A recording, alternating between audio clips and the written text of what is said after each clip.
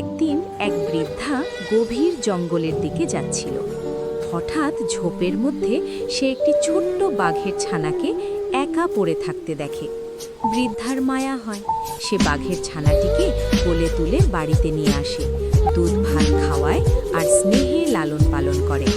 দিন যেতে যেতে বাঘের ছানাটি বড় হয়, তবু সে বৃদ্ধার বাড়িতেই থাকে, একদম পোষা বিড়ালের মতো।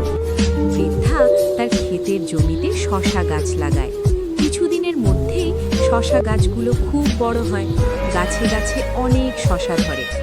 একদিন হঠাৎ কোথা থেকে অনেকগুলো দুষ্টু বানর আসে, তারা লাফালাফি করে সব শশা খেতে শুরু করে। বৃদ্ধা খুব দুঃখ পায়। ঠিক তখনই বাঘটি সামনে এসে জোরে গর্জন করে। বাঘের গর্জনে বানরগুলো ভয়ে দৌড়ে জঙ্গলে পালিয়ে যায়। এরপর আর কোনো দিন তারা শশা খেতে আসে না।